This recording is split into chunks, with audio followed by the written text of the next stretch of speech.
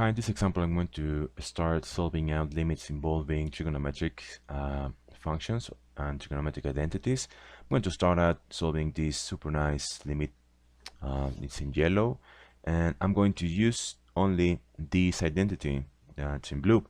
The limit, this identity is a limit when theta, this is the Greek letter called theta, when theta approaches to 0, of sine of theta over theta, and this is in every case equal to 1. If you want to see how to get to this definition, I encourage you to try watching the video that explains this through. It could be pretty long, but I promise you it's super interesting. Well, I'm going just to show you in this video how to use this identity in order to solve out this kind of limits. So I'm going to start out just by placing it here and continue here. Now I'm telling you, okay, something just for starting out. Notice in this identity, the sine of theta, what's inside the sine must be exactly equal to what's on the denominator. And in this case, we have inside the sine a 3 times x, which is not the same as a 3. It's this x, which is the denominator. We are lacking a 3. So in order to solve this out, I'm going to add a 3 here, multiplying the x.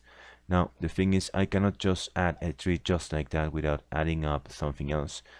So I'm going to add a 3 outside, multiplying the whole expression. Notice it's, if you multiply this 3 times this 3, which is in the denominator, will be like 1/3. 1/3 times 3 is just 1. So technically you're not changing the function, the limit.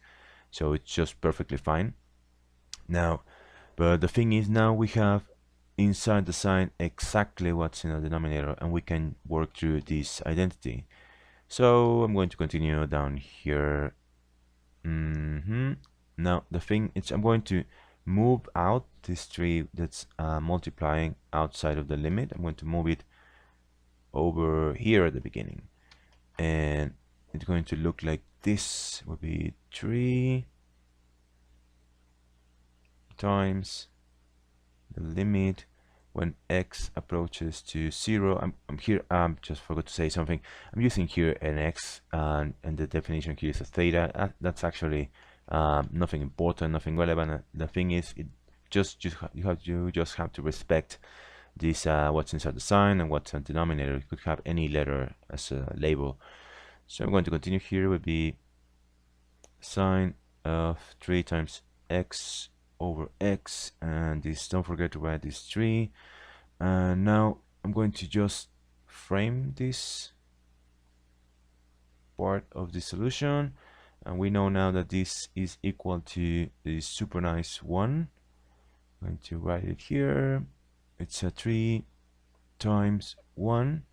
This number 1 here comes from applying using this identity, and so at the end we got that the result for this limit, it's just a super nice number 3.